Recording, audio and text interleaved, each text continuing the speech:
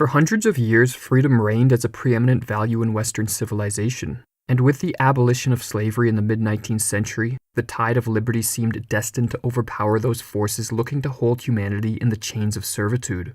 By the early 20th century, however, this trend was quickly reversed, as governments began to exert control over ever more areas of life. Today, there is little one can do without the state, or what Nietzsche called the coldest of all cold monsters, either taking its cut, dictating how it's to be done, or at the very least, watching and recording our every move. We should not despair, however, for power still resides with the people, or so we are told.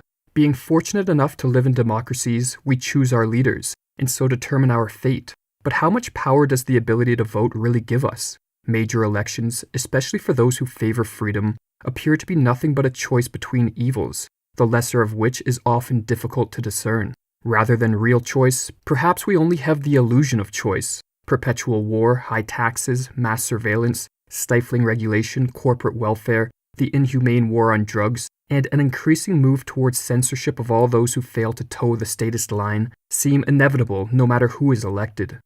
Those who still have faith in the system will claim that we just need to vote the right people into power, people willing to end the abuses of the state. This view, however, tends to diminish or completely overlooks the existence of powerful forces which make it far more likely that morally corrupt, power-hungry individuals who favor the growth of the state will rise to the top. The worst among us, not the best, are most likely to rule in modern democracies. Many factors contribute to this unfortunate state of affairs, and primary among them is the type of person most likely to enter the field of politics. For politics, like all professions, is more attractive to some people than others. One does not choose to become an emergency room doctor if they are uncomfortable with the sight of blood, and likewise, one is unlikely to enter politics if they are uncomfortable with the nature of modern political rule. What, then, is the nature of this rule? First and foremost, government is an institution that relies on the use or threat of force to achieve its ends. But while government has always been coercive in nature, the degree to which coercion or state power has been accepted as legitimate in a society has fluctuated over time. The West, for many years, was built around the ideal of limited government. Free markets and other social institutions, free of the coercive nature of the state, were viewed as crucial elements in a stable and prospering society. No longer is this the case. The script has been flipped. Instead of governments being limited in what they are permitted to do, it is now the state that greatly limits what we, as individuals, can and cannot do. This expanded role of the state and the immense power at its disposal attracts, like a moth to a flame, the most power-hungry among us. Political power is unfortunately seen by many as the only power worth having, and those with the greatest thirst for power see the state as the best vehicle for satiating their desire. It should not be surprising that most political candidates openly campaign on the expansion of the state.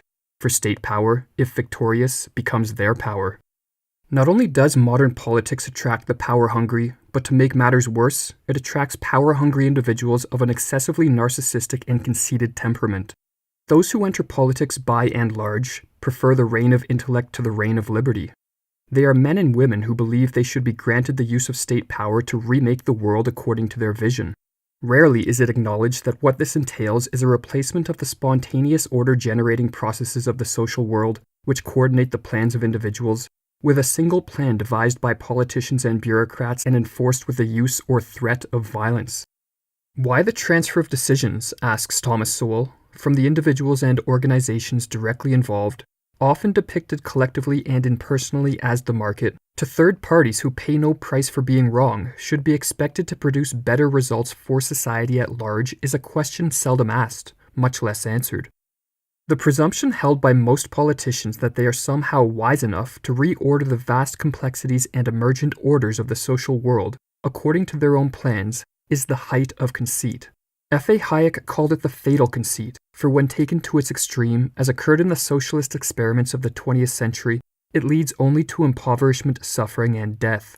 But while politics may be dominated by power-hungry men and women, whose conceit leads them to view all social problems as requiring political solutions devised by them, this does not preclude individuals who may sincerely wish to decrease the power and abuses of the state from entering politics. The problem, however, is that immense barriers stand in their way. Not only are most Western nations dominated by a handful of political parties who have no intention nor incentive to shrink the state, but these same parties control and manipulate the voting process in ways which are greatly to their favor. Furthermore, those willing to cheat and lie in their efforts to get to the top are always at an advantage over their more honest competitors. In the modern game of politics, truth, honesty, and integrity do not pay. It is far easier to rally the masses around grand visions and false promises, even if such visions are impossible to implement or would have devastating side effects. A candidate who speaks the truth, who tries to convey to the masses the unsustainability or destructive nature of many government programs, is far less appealing. Reality pales in comparison to the fantasies put forth by most political candidates. Another element of mass elections which favors the morally corrupt is the fact that emotional appeals to hatred for one's opponents are extremely effective in rallying political support. This plays right into the hands of power-hungry demagogues who, in their myopic quest for victory, will use any technique to win, no matter how destructive to the fabric of society. Vladimir Lenin understood the power of hatred and negativity in garnering political support. "My words," he wrote, "were calculated to evoke hatred, aversion, and contempt, not to convince but to break up the ranks of the opponent, not to correct an opponent's mistake, but to destroy him." But even if a well-intentioned individual slipped through the cracks, beat the odds, and won a major election, there is the open question as to whether he could resist the corrupting influence of the modern state. For not only would the power at his disposal likely corrupt him, but he would be forced to contend with massive amounts of pressure from unelected bureaucrats, crony capitalists, and the many others who enrich themselves at the trough of state power. While some may continue to hold out hope for a political savior, perhaps a different approach is needed. Government oppression, or social predation in general, is at root a function of disparities of power. With a more equal distribution of power, the morally corrupt and evil elements of a society can do far less harm. But when one group or set of institutions becomes far more powerful than the rest of society, abuse is inevitable, whether we live in a democracy, monarchy, or under a dictatorship. Voting is unlikely to diminish the disparity in power created by the growth of the modern state. The past century has been full of elections, but over this same time the power differential between the state and citizen has only grown. A more effective approach for returning freedom to an increasingly unfree world may be found through the development and promotion of technologies and social and economic institutions that are free from the cold hands of the state.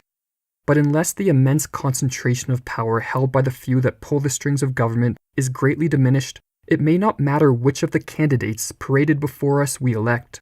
For as H.L. Mencken recognized nearly a century ago, we really only have two choices in modern democracies.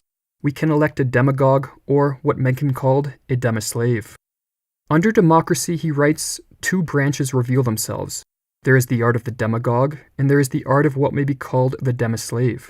The demagogue is one who preaches doctrines he knows to be untrue to men he knows to be idiots. The demoslave is one who listens to what these idiots have to say and then pretends that he believes it himself.